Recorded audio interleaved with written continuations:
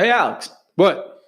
So when you're on a boat and you're on like a rocky ocean, and you're drifting out to sea, what's the best way to keep your boat like sturdy and just staying still? Oars? No, not even close. You throw out your anchor. Oh, your anchor. Oh, Yep, okay. You throw out your anchor. You know what I like to do to keep my podcast steady and just sturdy while everything else seems to be rocky and wavy around me? Not oars, right? Not oars. It's Anchor again. Oh, okay. That's right. Anchor.fm. Let me explain. This app is free, completely free to host your podcast on. Like 100% free? 100% free. And you get unlimited storage for all your episodes. Unlimited? Unlimited. Unlimited. As Russell Wilson would say. Yes. That's right. It's also got creation tools that allow you to record and edit your podcast right from your phone or your computer. Well, I'm all about that. I know. And it also distributes your podcast for you so it can be heard on the likes of Apple Podcasts, Spotify, Google Podcasts, all of them. What's not to like? It's great. You can even make money from your podcast, Alex. And we're all about that. And you don't need minimum listenership. So, That's good. That's a real good thing. It's everything you need to make a podcast all in one place. You need to download the free Anchor app today or go to anchor.fm to get started. I'm getting right on it right now. Keep your boat and your podcast sturdy.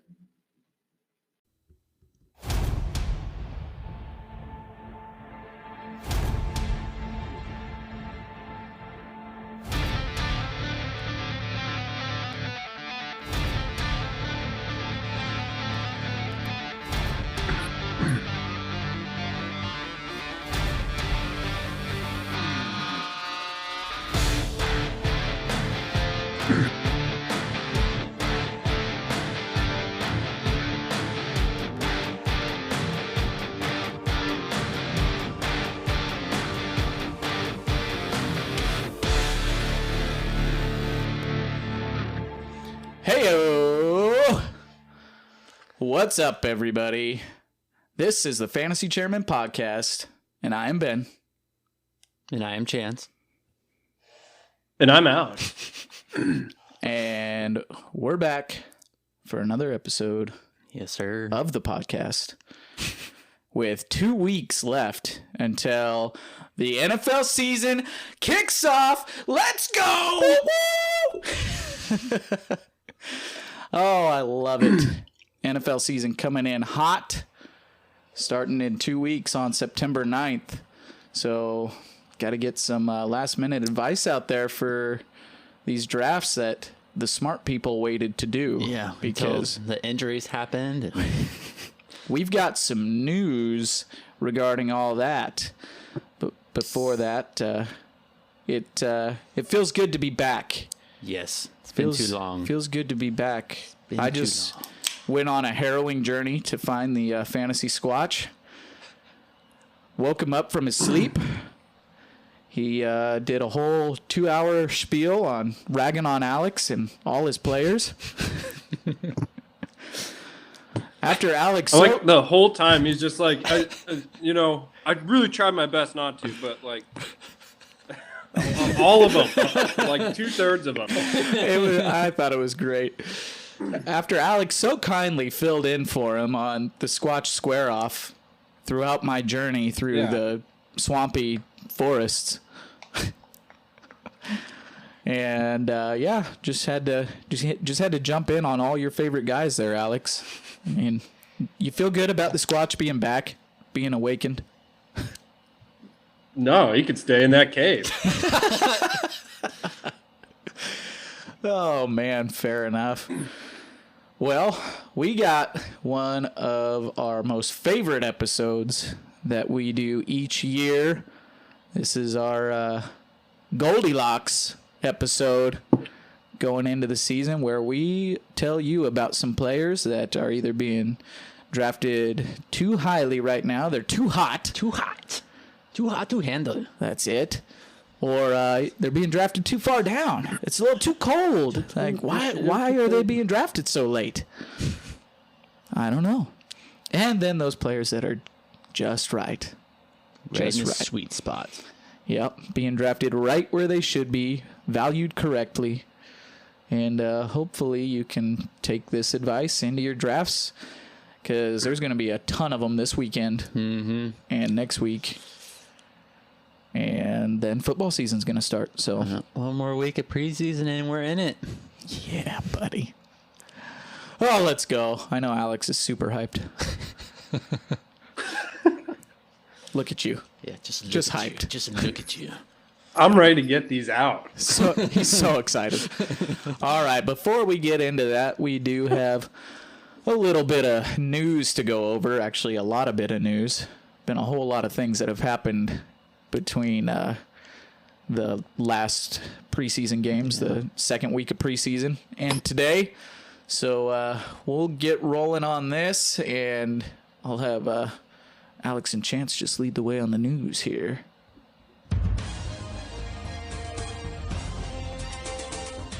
And now it's time for your NFL news.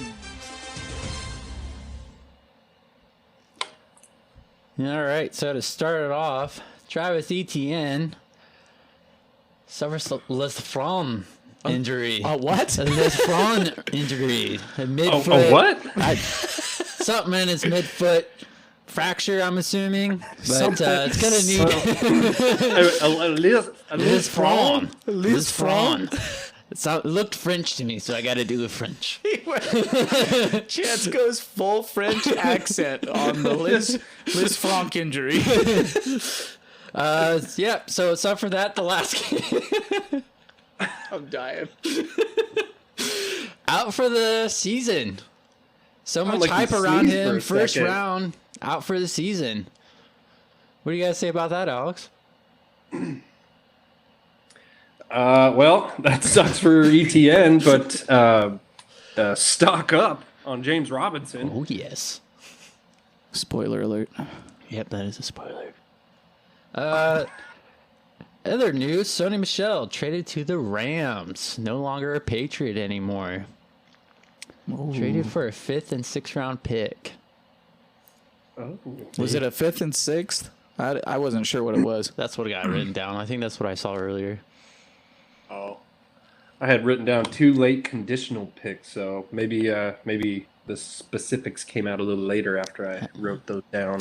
Yeah, that's what I saw was conditional, but maybe the conditional could turn into 5th and 6th round picks. Possibly. So, possibly competing for some reps with Darrell Henderson. Yeah, Alex, how do you feel about that trade? I think we've all talked about somebody was going to go to the Rams eventually.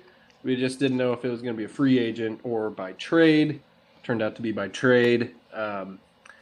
Darrell Henderson hasn't been the shining example of health out there. So I think the Rams knew that, and he's actually currently dealing. What was that? Thumb injury? It was like, yeah, like a thumb sprain or something like that.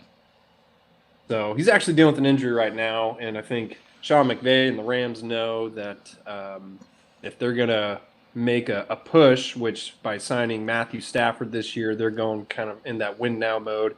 If they're going to make a push late into the season, they need to have some depth at the running back position, which took a huge hit when Cam Akers got lost for the season. So signing Sony Michel, I mean, he's a solid running back. He just, he did not live up to his first round bill, you know? Mm-hmm. I've seen a lot of reaction on the Twitter sphere regarding Darrell Henderson and Sony Michel, and it seems like some overreaction where people are just hyping the heck out of Sony Michel right now, to the point of, people are now projecting Sony Michel to outscore Darrell Henderson or to outtouch Darrell Henderson. I mean, I don't know. I mean, he's getting a second chance pretty much to prove what he was drafted at, because like Alex was saying, he didn't really do much for the Patriots and they started moving on from him anyway. So he's kind of getting a second opportunity. So maybe he takes advantage. Yeah. McVay's trying to run a Kyle Shanahan style running back system. So we may see, we saw quite a bit of rotation between running backs last year for the Rams until Darrell Henderson was kind of hurting.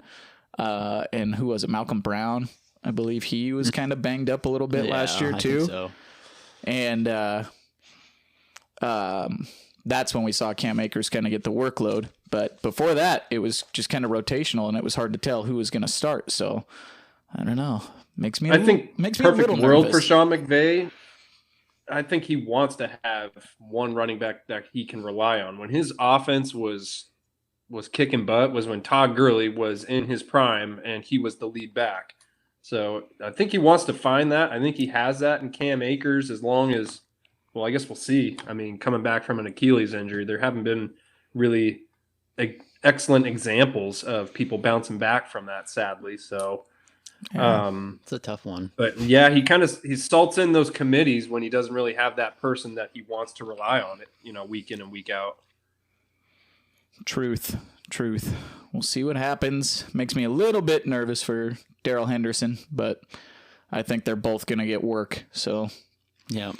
Are you wishing you would have done that trade now in Dynasty, Ben, that I sent you? I don't know. Still not really. It's still pretty. I don't know, man. Okay, Diamond Hands. Okay. That was one that just, I don't know. I could either way. I don't know. Anyway, next bit of news. All right, next bit of news. Adam Troutman out 1 to 3 weeks with knee injury. I didn't really get too much specifics on what his knee injury is, but was it a knee or was it a foot? From what I saw, my research was a knee injury. But I didn't see anything too specific about what exactly happened, or they're kind of giving it like, I saw 1 to 3 weeks. They said possibly 4 weeks. So it's just something to kind of keep your eye out on the tight end situation for New Orleans. Not that it matters much, but I thought it was a foot injury for some reason. But you guys stall while I try to look it up. All right. Well, he does that. Just on Troutman and the New Orleans tight end situation, all I saw for Troutman was that he avoided like serious injury. But then I did also see that Nick Vannett was having an MRI on his knee. Oh. And Nick Vannett was with New Orleans now, I guess. And so if something crops up for Troutman and whatever happens with Vannett there, I don't. Juwan Johnson. Their depth there at tight end is going to get real thin real fast. Well, I was watching the Saints game. They were questioning, I guess, Vannett was having to prove himself anyways just to try to stay on the team. Yeah. So even though they have a lack of depth there, apparently they weren't completely sold on Vannett anyway. So interesting situation. So Schefter reports that Troutman, who was carted off on Monday night, is scheduled to undergo an MRI on his foot Tuesday, per sources. Initial x-rays Monday night were negative, but Troutman's still experiencing mild pain. So, all right, it is the foot. Yeah. Not the knee, it's the foot. Maybe it was the Vannett news. Could it be another Linz Frank injury? Linz Frank? Oh, boy. Moving on. Teddy Bridgewater wins starting job for the Broncos. Don't let me down, Teddy B. What do you guys say about that? Do you think he was going to win it the whole time? Or after that second preseason game, I had a feeling that Teddy B had the upper hand on the quarterback battle there. Although Drew Lock hasn't looked bad in the preseason. He's actually done pretty well, but Teddy's been right there with him and outperformed him in the second game. So just through camp and stuff, it sounded like Teddy kind of had the lead for a little while, but a lot of people thought that would be the case, but that the team would not go to Teddy anyway, that they just want it to be Lock so bad. Yeah.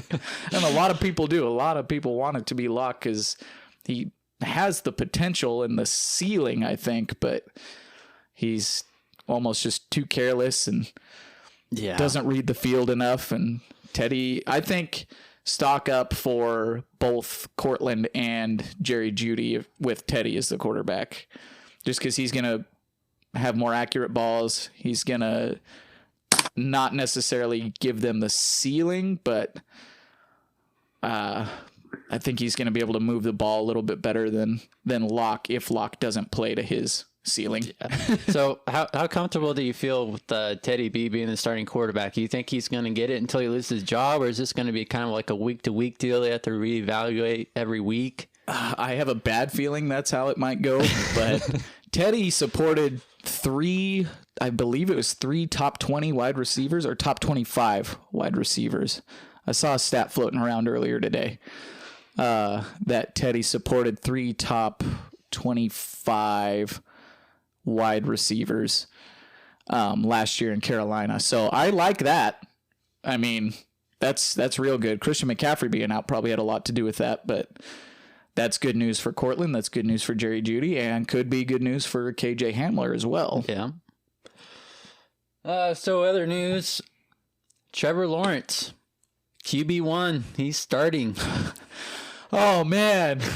I'm glad he Surprise, surprise. Surprise. I'm glad he won that battle. Yeah, I don't know why Urban Meyer was trying to, it's a battle. It's like everyone kind of knew Trevor Lawrence was going to be the starter, but it took this long to finally announce him starting Alex, quarterback. You know what Gardner can finally do? What's that? He can finally poop, dude. He can finally poop. Yes, to take the number 2. You can finally take that number 2 job and sit with it. Yep. Number 2 was not an option for him, so he hadn't gone to the bathroom for 2 weeks to prep for the quarterback battle. That's what he said. He hadn't number 2'd for 2 weeks because number 2 was not an option. Maybe that's why he lost his starting spot. I mean, that's a lot to hold on there. It's possible. Who knows, man? All right. Gardner can finally go to the bathroom.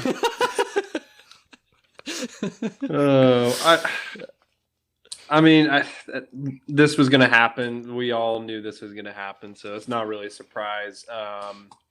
It'll be interesting now to kind of see, just speaking about the Jaguars in general, what happens with ETN's injury.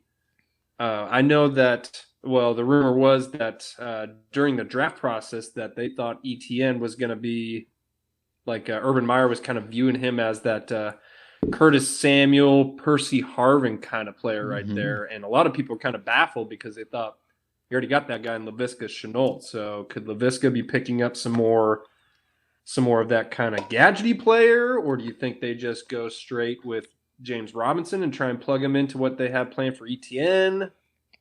No, I do. I think Laviska could probably have more of that gadget type player role now with ETN out, but most likely just going to be James Robinson and Carlos Hyde splitting the running back work, I would imagine. How much split do you think is actually going to be there, though? I mean, James Robinson kind of won out that job last year against Carlos Hyde. Is they go still try to split between them, or see what they have left in Hyde, or just go with James Robinson for the most part? I think it might be a little bit more of a split than people are expecting. Didn't Carlos Hyde played for Urban Meyer in college, didn't he? Yeah, he did. Yeah, so there's that connection there. And if Carlos Hyde shows that he has any gas left in the tank, then I think he's probably going to eat into James Robinson's workload a little more than we would like. But if James Robinson can play like he did last year, I think he'll earn more of those touches back as the season goes along. But we'll see. See what happens. Mm-hmm. NFL, it's crazy, man. Yeah. Wild times. It's crazy time. And this is why you wait to draft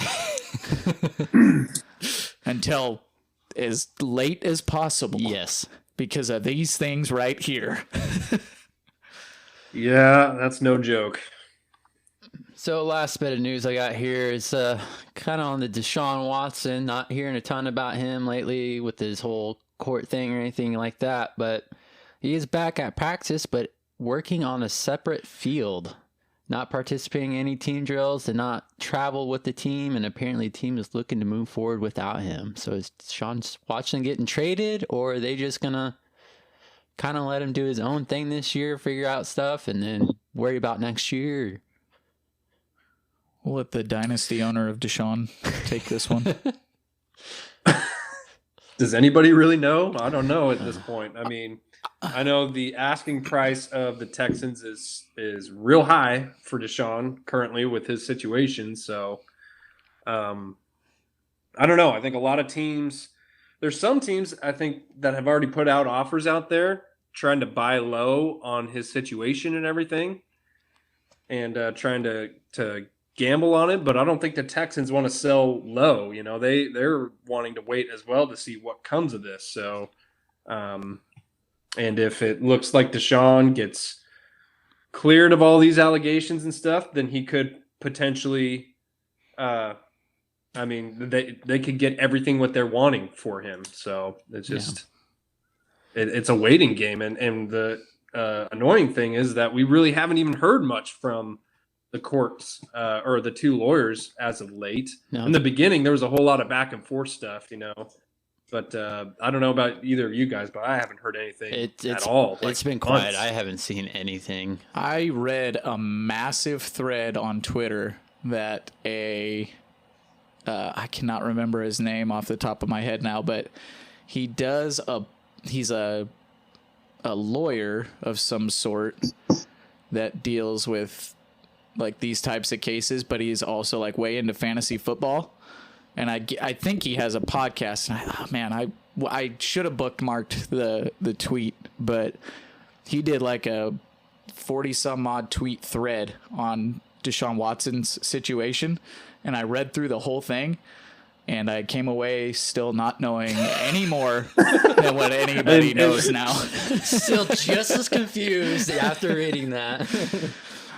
Yeah. So basically, it sounds just about as much as he did. Yeah. Basically, it sounds like. I mean, he knew what he was talking about, but it sounds like the situation is still so murky that nobody can predict pretty much anything at this point. Like Deshaun could still be like never play again, or he could maybe get charged with like one criminal case and that be it, and plays again, or something settles and nothing basically happens, and maybe he gets a suspension from the league and maybe not.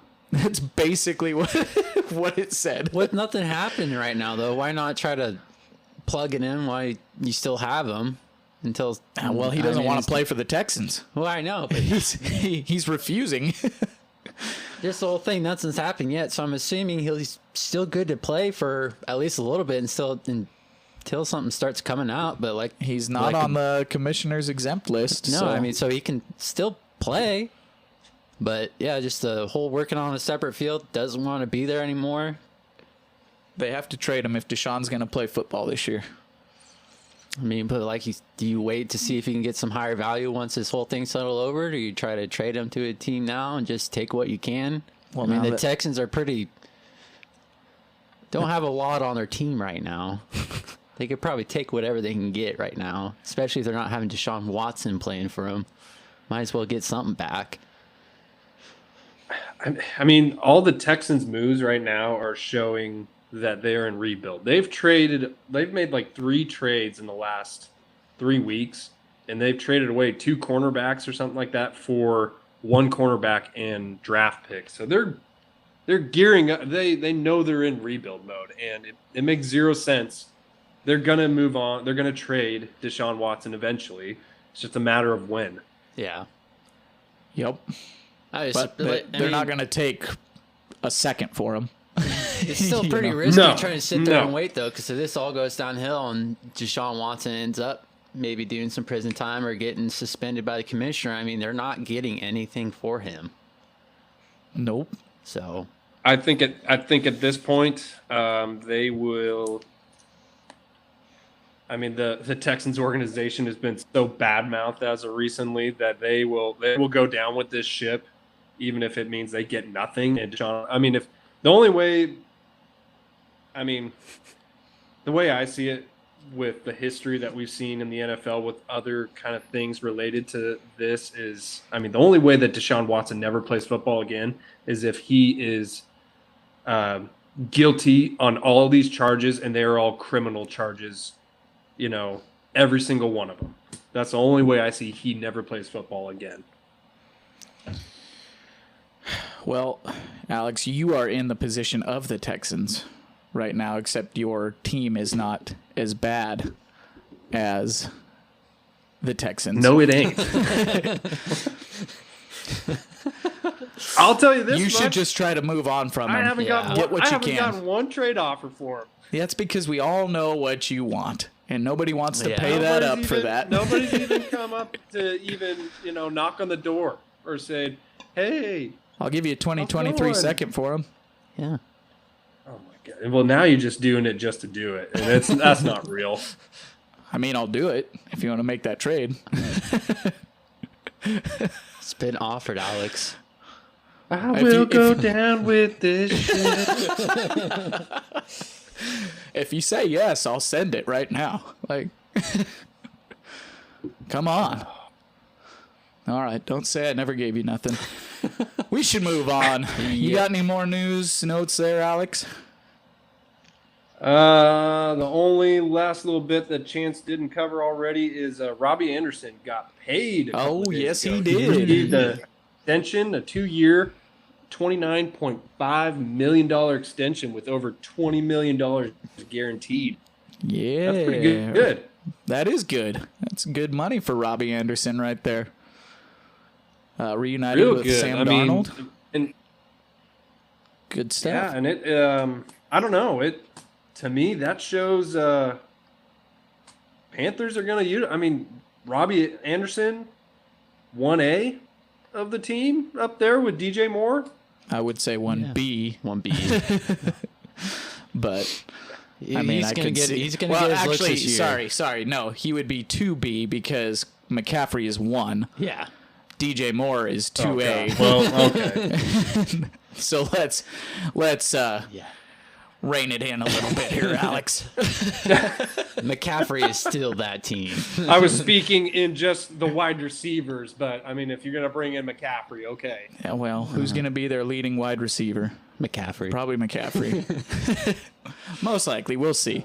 I don't know. I like what the Panthers might be able to do as long as Sam Darnold can just be even a mediocre quarterback.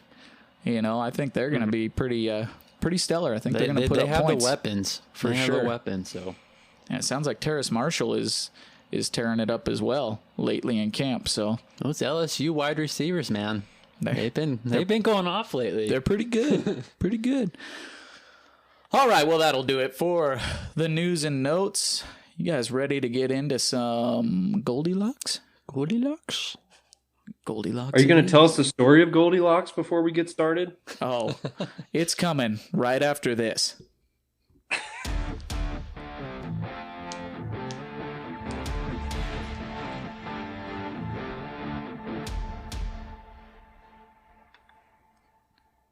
Once upon a time, there was a... Story.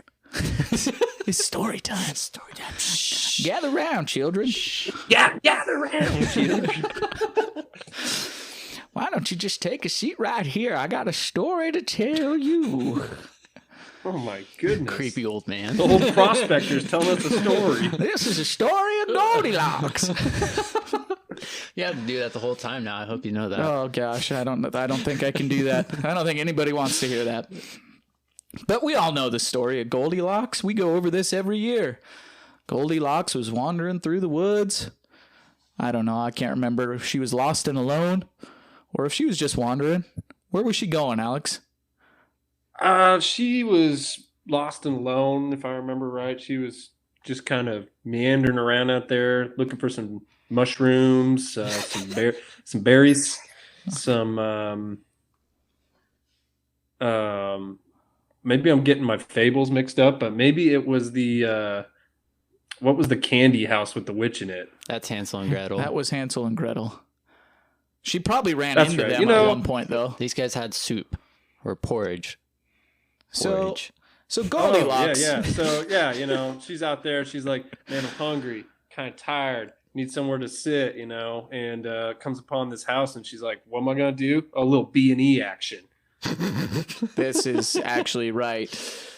So she decides. Ben, you want me to tell this story? I can tell you the modern day story. You want to tell it? I mean, you're doing a good job Yeah, so far doing a because great job, I Alex. lost some of the details. Just keep going, bud. All right, let me Does get this to modern involve? day. Does this involve a wolf dressed as a grandmother?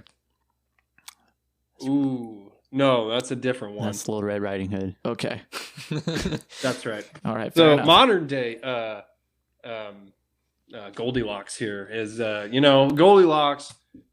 She just kind of strutting her way through the forest. She's kind of she's probably one of those rebellious kids. Told her parents, I'm not doing chores, so she took off, kind of doing her own thing. She's like, I'm gonna pick up some sticks and whack some trees, maybe throw some rocks, maybe squish some frogs. I'm just kidding. We don't condone, animal cruelty here. Squishing frogs? Podcast.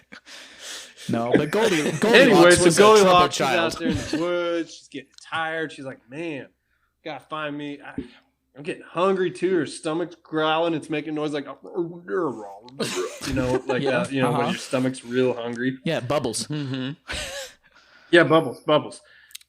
Anyway, she comes across this house in the middle of the woods, and she's like, she's a rebellious kid. She's like, what am I gonna do? I'm gonna Chuck Norris roundhouse this thing, and just kicks open the front door. Just Boom! makes her way.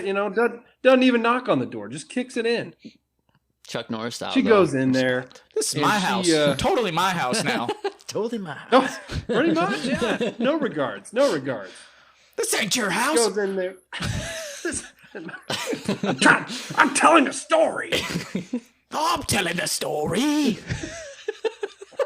Oh my god! Anyway. Too many movie references. Keep going. So little Goldilocks goes into this house and she sees a kitchen table, and there's these 3 bowls of nobody likes porridge. 3 bowls of soup, alphabet soup. How about that? There you go. Okay. Yeah. Okay. Or Ben's favorite, bean of bacon. Oh, Ugh. bean with bacon. Could it be grilled cheese? Anyways, and the tomato first soup? one she tries, she just drops the spoon immediately, like, oh, that's way too hot. Just scorched her tongue. It burned my mouth. It It burns. burned her mouth. Yep. Second one she tries, it's she spits it out right on the table. She's like, that is just ice cold. But that third one she Nobody tries, likes cold bean with bacon soup. No. that third bowl she tries was just right. You- So she gobbles up all that bean of bacon grossness, and she's got a full belly. And you know what? You know what happens once you get a full belly? You get a little sleepy. You get All right. So tired. she's looking around. She's looking around for a place to sleep, and she finds these beds. And she tries the first one, and she sits down, and she says, "Oh, this one's way too hard." So she gets up off that one, and she goes, lays down, and gets folded like a lawn chair, and she says, "Oh, this one's way too soft." Keep going. And that third one she lays down, well, it happened to be a Tempur-Pedic memory foam mattress that she just melted into, and she said, "Just right." That's just right. So after a little nap, she wakes up. I may have gotten the second and third part, mixed up. That's here, okay. but, There's some extra she things gets in up there. after her nap, and she gets up after her nap and stretches and whips out her cellular device and decides, you know what, I'm gonna go tweeting, and I need to find me a nice chair to sit down. So she sits down in the first chair, and well, it's just way too big. She flip-flops on every side of the chair. Can't find a comfortable spot. She gets up, goes and tries and sits in another one. It's just way too small. She can't even fit in that I chair. can't sit in this chair. The chair too small. It's way too small. And her last chair that she sits in, well, it just happens to fit her just perfectly. So she sits down and just starts tweeting away the world and her adventure today. Well, after she So she gets just lost fully in her admits to tweets, breaking and entering? Well, on Twitter. pretty much, she's bragging, Okay. she's Snapchatting, she's showing what she's done. Perfect. Well, in the midst of her lost in her smartphone, these 3 bears walk in through the front door, see what this little girl did, and well, it doesn't end too well for Goldilocks, and they give her a beating that she will remember for the rest of her day. They beat her legs? They whooped her legs, whooped her and legs. sent her away. Oh Charlie no! Murphy, my legs. Not my legs. And Goldilocks crawled back home with her whooped legs and never did a B&E ever again. And when she got home, The end. When she got home, her grandmother was in bed, and oh my, what big teeth you have! And grandmother says, "Better to eat you with." And eats that her. was with a mouthful of Jolly Ranchers from the candy house that she was gobbling on. yes, So, yes. Perfect. From So the the ranch. whole point of that ridiculous story is that the end. is that sometimes you go into a place and you try something and it's just too hot. And then you try something else and it's too cold. But if you try again, it's just right. Ooh, that's nice. Nice. So we're going to go through and we're going to tell you all our players that we think are being drafted too high, too hot, or too low, too cold, or at that perfect value just right. So we're going to start with our too hot players. And Chance, you want to kick us off, buddy, with your too hot player? Who's being drafted too high right now? Well, sure, yeah, we'll get into that. Okay, let's hear it. Let's hear So it, the buddy. player that's being drafted a little too hot right now, I'm gonna pick on a rookie, Oh boy. Kyle Pitts. Whoa. Feel like getting drafted a little too hot right now. Excuse me, but Kyle Pitts is the second coming, right? Second coming, he could be.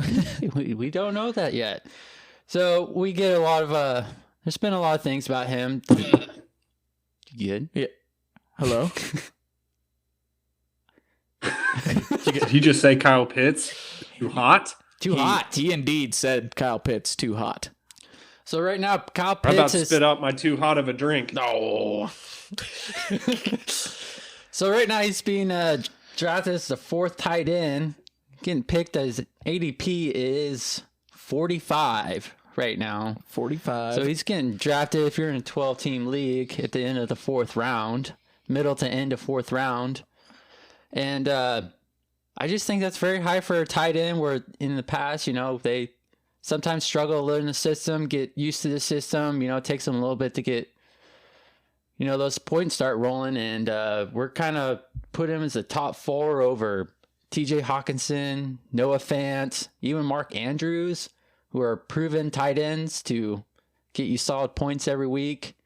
And right now they're kind of saying he's better than all of them, and we haven't even seen him play a game yet because I don't think he's played a preseason game yet, has he?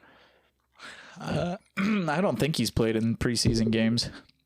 And I think they've been resting him or keeping him out of that to avoid injury. yeah. He's big, he's fast, he has all the tools to be a great tight end, but just to be picked in front of Mark Andrews, TJ Hawkinson, and Noah Fant, who have kind of proven themselves, and then fourth round, I mean, you can still get some solid wide receivers there and a couple running backs at the back end, and just to be taking that risk of hopefully Arthur Smith doesn't run the ball like he did in Tennessee. I don't know that they can It there in starts- Atlanta. They can't do that. They can't do that, but I mean that's Arthur Smith's offense is run, and then let's throw the ball. Most of those balls are going to go Calvin Ridley's way. So I think Kyle Pitts, I think it's projected 183 points. I don't think he's going to get there just because he's going to have a slower start. I think he'll be a decent tight end the first few weeks, but I don't think it's going to be till late in the season before they figure out, like, okay, this is one of our main guys we need to throw to. So maybe playoff push, he might be nice to have on. He might be scoring big points, but just where he's getting drafted right now, no one really knows until we see him on the field what he's going to do. So I think he's just being drafted a little too hot just because he's rookie and we haven't seen him in the NFL playing field. We haven't seen what Arthur Smith is going to do with that offense yet. Like he said, he likes to run. They probably can't do that in Atlanta. They're probably going to be down. They need to throw the ball. So, I mean, I could be completely wrong, and he could break out. Are you talking yourself out of your argument right now? You just went full 180 on No, yourself. Right there. Yeah, it's the potential, though, that he could do that. But him not proving that yet, I would not want to draft him in the 4th. If I can get him in the 5th, 6th round, late 5th, 6th round, great, take him there. But in the 4th round, when you can still get those solid wide receivers, kind of build up your wide receiver depth or running back depth. I mean, I'm personally not I'm personally not picking him in the 4th round. Historically, rookie tight ends don't do all that great. I think the best one that we've seen recently is Evan Ingram, and even that wasn't like all that stellar, not like 4th round capital stellar in a 12-team league. We're talking 1 QB, 12-team, half PPR. And players going around Kyle Pitts right now in that 4th round are Robert Woods, Lamar Jackson, DJ Moore, Mark Andrews, Cooper Kupp, Kareem Hunt, Adam Thielen, Myles Gaskin, Tyler Lockett, TJ Hawkinson. And the majority of those, I think I would prefer over Kyle Pitts right now. I'm personally a wait on tight end guy.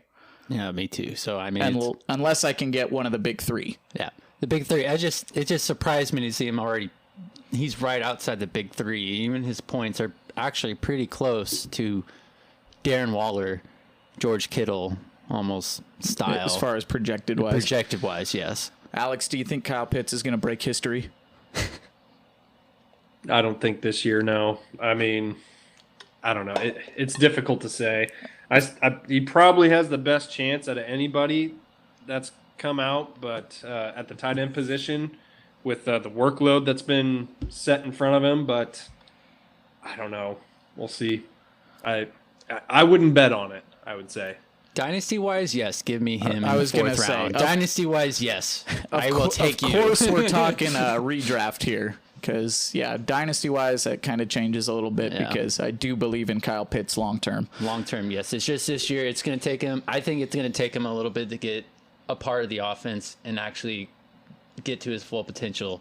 I just think it's going to be a little too late. I mean, if he's your number 1 tight end, and you're prepared to have like 8 weeks where you're not having great tight end production, you can get some of those dart throws a little bit later on that can give you some inconsistent play. Yeah.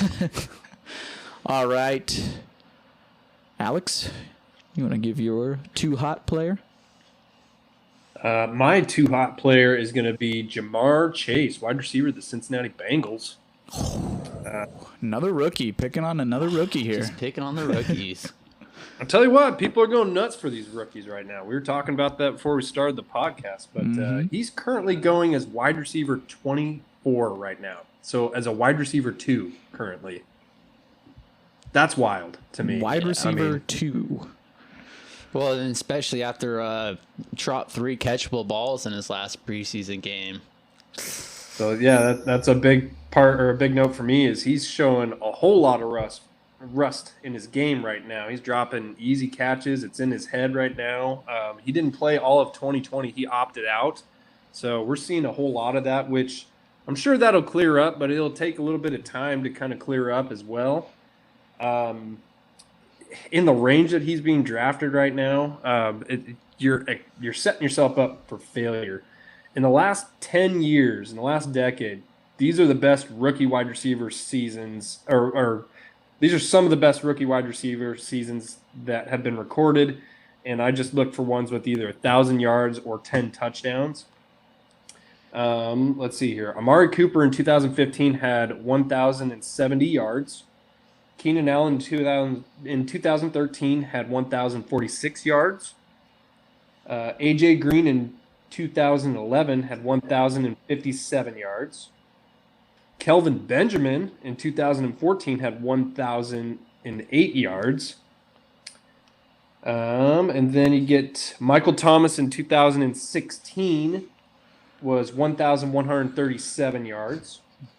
And then Mike Evans in 2014, 1,051 and 12 touchdowns. And then the best rookie season so far was OBJ in 2014 with 1,305 yards and 12 touchdowns. So I don't know. I feel like at wide receiver 24, that's the kind of level that you want to have happen. And with him taking an entire year off, already showing rust with kind of what we've seen so far with the Bengals O-line. Looks like it's kind of in the works right now. Joe Burrow's trying to get over his little knee yips. There's a lot of things that are popping up that are little exclamation point, Metal Gear Solid, little indicators that you need to pay attention to. So yeah, he's too hot for me. And then currently right now, Jamar Chase is going before the likes of Brandon Ayuk, Chase Claypool, T. Higgins, Odell Beckham. Would you guys want any of those guys before Chase? Yes. Yeah. Probably all of them at this point. All of them right now. I'd take over. I would take all of them. The hype had me thinking about it beforehand, but with what we've seen and all that stuff, it's And I mean, before the last couple years, it's always that you've always been told to wait on drafting rookie wide receivers in redraft. Like, don't draft rookie wide receivers, but trade for them later, because it does take them like half the season to really get rolling, to get established and to actually start putting up points. So, I mean, that's something that we can't forget. I mean, we've gotten spoiled the last couple of years, I think, with rookie wide receivers and the production they've given us. Yeah. Particularly last year. But even then, some of those guys started out kind of slow. The first few weeks weren't great, but then they just seemed to come on a little bit earlier than what we've seen in the past. So I'm with you. I anytime I get up there to where Jamar Chase is, I find myself drafting somebody else, or not drafting, just not drafting him at all, because somebody else will reach and take him way too hot, and it burns the hands. It'll burn your hands. It's going to burn your hands. Well, I think people just kind of bought onto the Joe Burrow, Jamar Chase, LSU products getting back together. Oh, they're going to be connecting right off the back. And it's like, you guys forget T. Higgins and Tyler Boyd are still there, who are still very good wide receivers. Had a very good year last year. T. Higgins, 28. Tyler Boyd, I'm not sure what he was last year. Let me look that up real quick. Tyler Boyd. Number 38, 29 in PPR. So, I mean, they had two solid wide receivers that they were going to for a while that already know the offense. And people were hyping up Jamar Chase as soon as he came in, just because him and Joe Burrow already threw at LSU. But they haven't played together for a year. So They haven't played together a year. Like Alex said, he sat out last year. Opted out. So. Rusty. Don't draft Jamar Chase that early. No. Burn your mouth. It burns. All right, Ben, who's your too hot player? Too hot. Well, I am, spoiler alert, going with the Tampa Bay edition here. So my too hot player for the Goldilocks episode is Mike Evans. Mike Evans. Why is that, Ben? Well, let me tell you, Chance. Mike Evans is... I lost where I had it pulled up here. Hold on. Sorry, guys. Where's Mike Evans being drafted? Right there. So, Mike Evans currently being drafted... average ADP of 34.6, being drafted in the third round of 12-team drafts here. And this, for me, just it's more about the people around him and basically the amount of weapons that Tampa Bay has. I mean, they returned literally every starter from their Super Bowl run from last year, and Mike Evans had several games last year that made me a little bit nervous about how he's going to continue to be used moving forward. He saw several times, like 4 targets, 2 targets, 5 targets, and he saved you on a couple of those games because he caught 2 of his 4 targets, and both those receptions were for a touchdown and 1 yard each. Like that. So that right there gives me some pause. I mean, you've got Chris Godwin on the other side, who is a stellar wide receiver. I believe the year before last year, he finished as wide receiver 2, I think it was. It was high up there. He was like wide receiver 2 or 3, depending on your scoring. And I mean, Godwin was banged up for a lot early on, in the season. For like the first half of the season, Godwin was banged up, missed several games, and even then, Mike Evans wasn't receiving a whole lot of targets.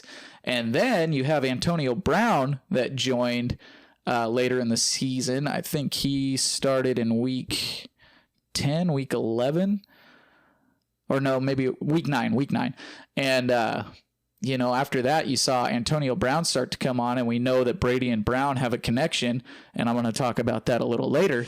But I think just going into this year, I think you're going to have Chris Godwin healthy. Did Chris Godwin get a contract extension? Do we know that? I don't think anything's happened with that yet. I don't think he has yet. It's a contract year? I think it's a contract year. I think, if they don't pay him if they don't renegotiate something this year, he's a free agent next year. So Chris Godwin wants to ball out this year. So, he's going to be trying to stay out there, stay healthy, and get his looks. He wants to ball out, get a contract extension. And I just think if you're going to have Antonio Brown there now, starting out, we saw what kind of connection they had at the end of the season. Chris Godwin healthy. I don't think that Mike Evans going to be getting the looks that he's been getting. And so drafting him in that third round up where you see the likes of Terry McLaurin, Chris Carson, Allen Robinson, Josh Jacobs, Chris Godwin is also up in that range. CeeDee Lamb, Josh Allen. I mean, the majority of those guys there in the third round, I'm easily wanting to take over Mike Evans. Yeah. Like I'm just gonna, I usually just look past Mike Evans. If Mike Evans fell down to the late fourth into the fifth, I'd start considering it there, I think, but I think he's just going to be too inconsistent that taking him in that early third is going to be a mistake and you're going to burn your mouth.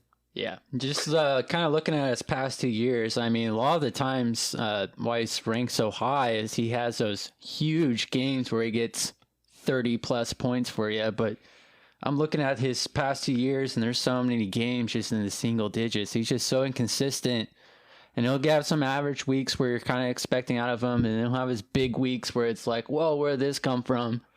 And then you just have the weeks just like, where'd he go? It ping-pongs around. He's a consistent 1,000-yard receiver, and I think you may get 1,000 yards out of him, but I just think it's going to be a really inconsistent production, and you could probably get more consistent, better production out of a lot of the guys that are being drafted in the third. You can't trust them week to week. The guy's a 7 years in a row 1,000-yard wide receiver. He's been a 1,000-yard wide receiver every year. Yeah. So.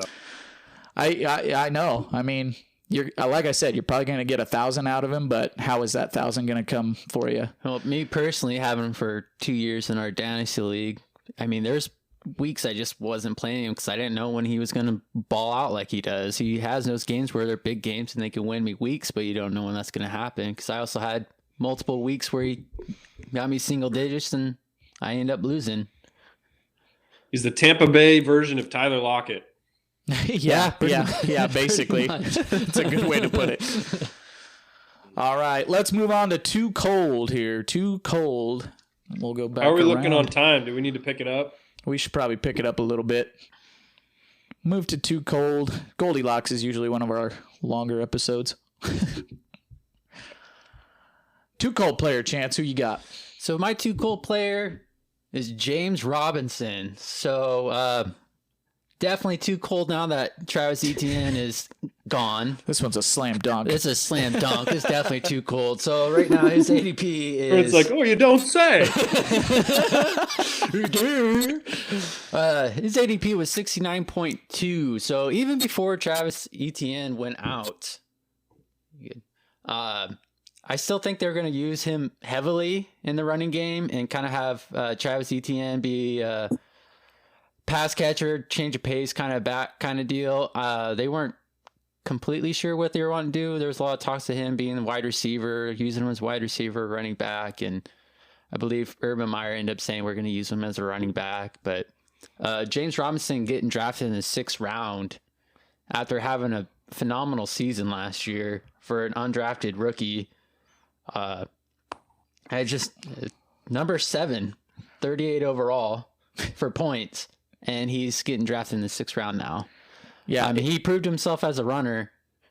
This is one where right now you take advantage of that ADP, and if you're, up there in the 4th round, towards the end of the 4th, up in there, early 5th for sure, you start looking and you go, oh man, James Robinson's still down there, because you want to get that one of those workhorse backs, and James Robinson with ETN out is likely going to be a lot closer to being one of those workhorse backs this year. Mm-hmm. So he still has Carlos Hyde there, so they might still split carries, but I still think he's going to be the main running back there. So, I mean, if I see him in the 4th round, depending on my draft situation when I'm doing 4th round, if I see James Robinson there, I have no problem taking him in the 4th round.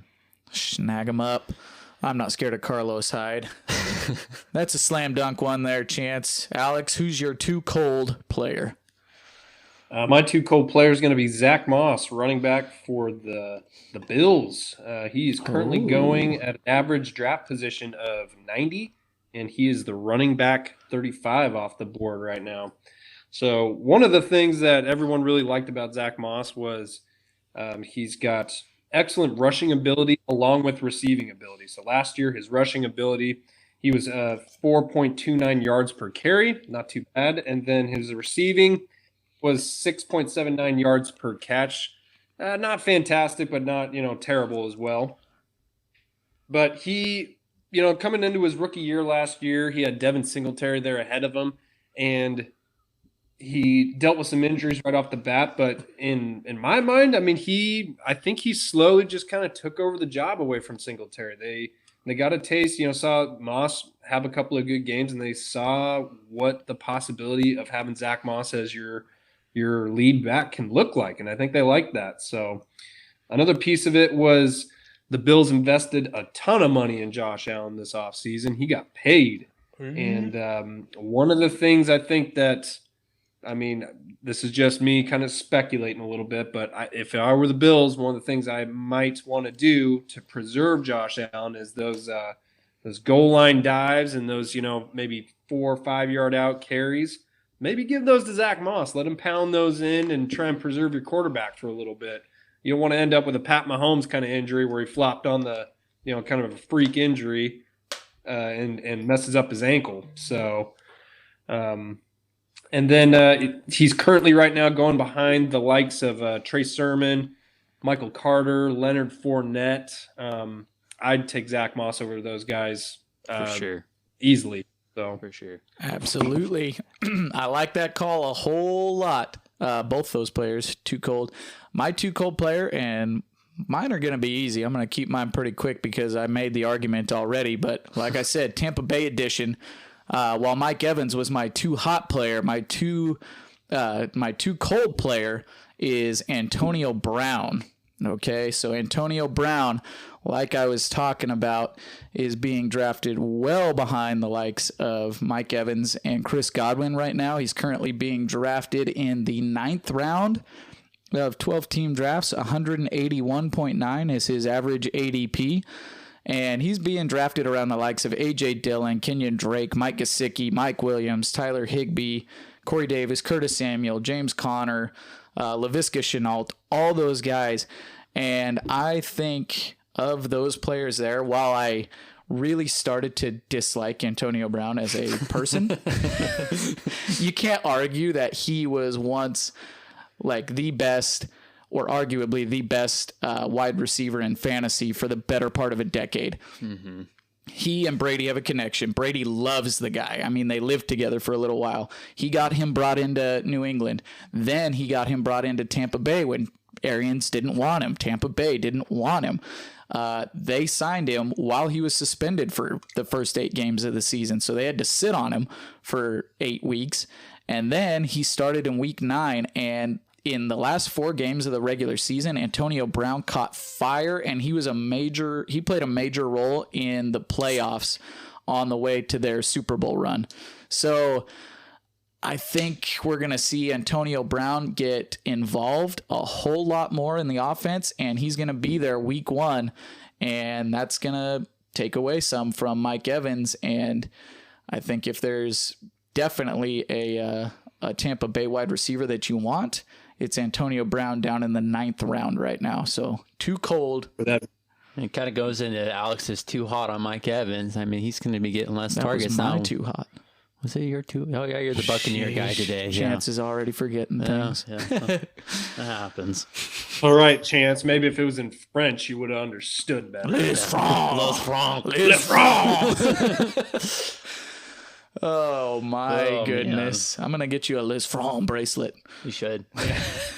I'll probably lose it, but yeah, sure. Yeah, just a big old gold necklace. I love it. All right, well, let's get into Just Right. Chance, who is your Just Right player? Who's being drafted at the perfect value for you right now? My Just Right player is Robert Woods. So Robert Woods right now is number 17 wide receiver going off the board, going around 43.2 for ADP. Past 3 years, ever since he got on the Rams and has played around full seasons. His first year with the Rams, I think he only played 12 games and finished, let me look at this here real quick.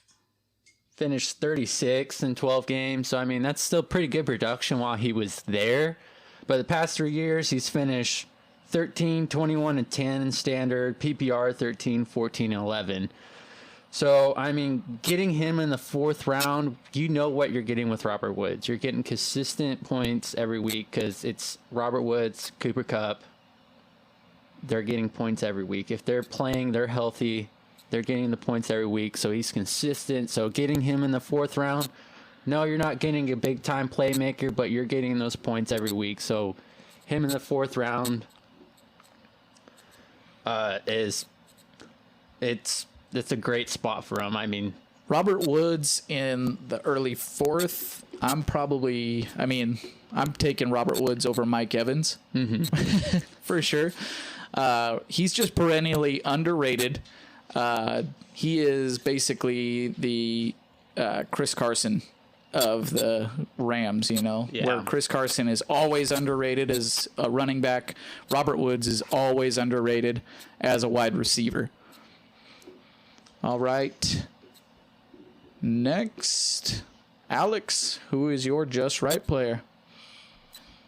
My Just Right player is quarterback Ryan Tannehill of the Tennessee Titans. He's going at an average draft position of 99 right now, and he is quarterback 12 off the board.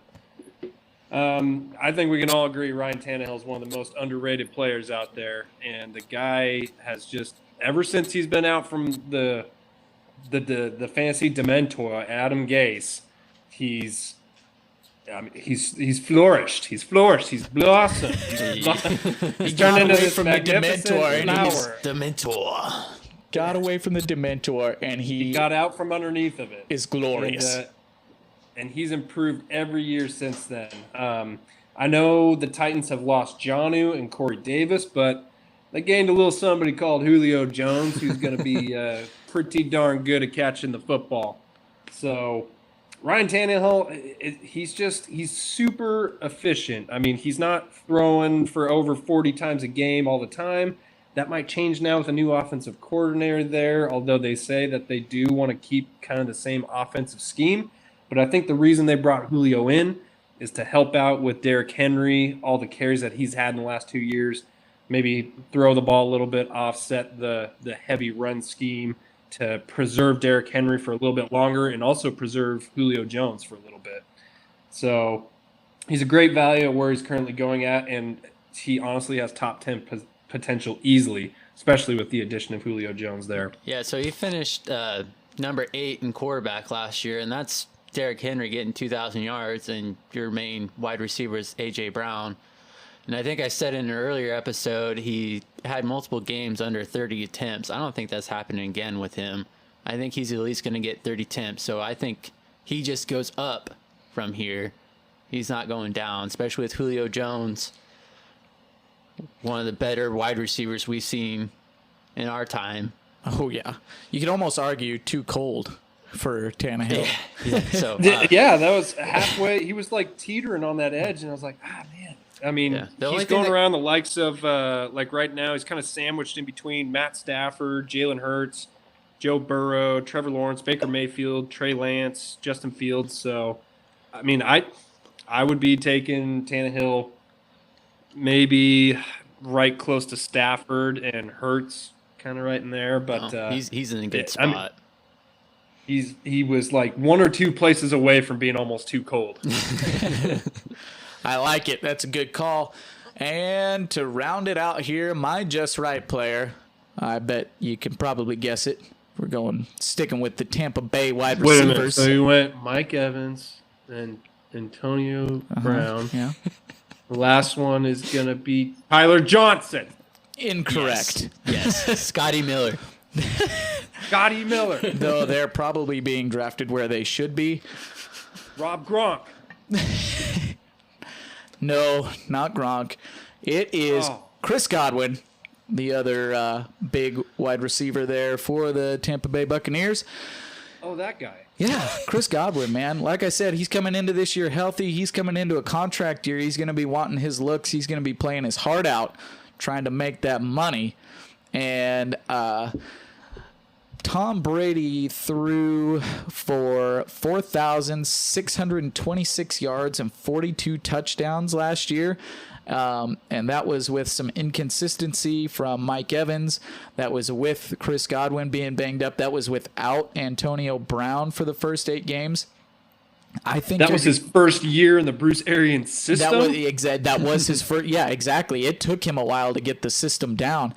And I think you're going to see a bit more of a rapport established between Brady and all these receivers. But I think Brady was able to establish an early rapport with Mike Evans and already had one with Antonio Brown. And now that he's been able to get more work with Godwin, I think you're going to start to see more of a connection between them. And I believe the talent is just going to rise to the top with Godwin. And he's going to be that guy that, right now he's being drafted at the end of the third, so he's just being drafted a little bit behind Mike Evans, and I think you're going to see those two flip here. I think you're going to see Godwin become the more steady, the more consistent producer, whereas Mike Evans is going to be kind of what he's been, that big guy, that big red zone receiver, but he's going to be a lot more inconsistent. And me personally, I guess it does kind of depend on what you like to do in your drafts, but me personally, I like to try to shoot for consistency early on and then shoot for high upside risk a little bit later. So it does kind of depend there, but like I said, the players going around in that third round, Julio Jones, Amari Cooper, Josh Jacobs, Allen Robinson, CeeDee Lamb, Kyler Murray, Josh Allen, those types of guys. There are some of those guys that I would prefer Chris Godwin over, but I would take all of them ahead of Mike Evans. And I think with Chris Godwin, you're drafting him just where he needs to be. Probably you don't want to take him much higher than where he is, but you're definitely not going to get him later. And I would prefer to have him over Evans this year, simply on a consistency basis. I agree with that. I'd take Godwin over Evans.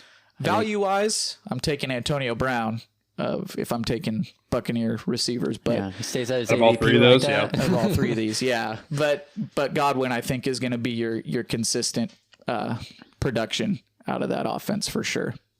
So I like it. That'll do it. Yeah, so that does it. We'll recap real quick. Chances players, who are your too hot, too cold, and just rights? So my too hot was Kyle Pitts, too cold was James Robinson, and my just right was Robert Woods. And Alex, quick recap on yours. Too hot was Jamar Chase, too cold was Zach Moss, and just right was Ryan Tannehill. Excellent. And again, my too hot was Mike Evans, too cold was Antonio Brown, and my just right was Chris Godwin. And that is the Goldilocks episode. We made it through our B&E. Now we're going to get our legs whooped by a bunch of bears. Crawling home. And we're going to crawl your way home and never do another B&E in your life. And just we've learned our lesson. So keep this in mind when you go into your drafts. We got 2 weeks till the NFL season starts. This has been another episode of the Fantasy Chairmen podcast. Follow us on Twitter at Chairman Fantasy, at FindFFLeagues, and at Fantasy Squatch. Our website is www.fantasychairman.com. Listen and rate and review us on all your podcast listening devices, wherever you listen to podcasts. Just find us and give us a nice review. We'd appreciate it. Absolutely. It's been fun, you guys. We can't wait till football kicks off. Say goodbye, Chance. Thanks for listening, guys. We'll see you later. No, we said to say goodbye. Bye. Fare thee well. My legs!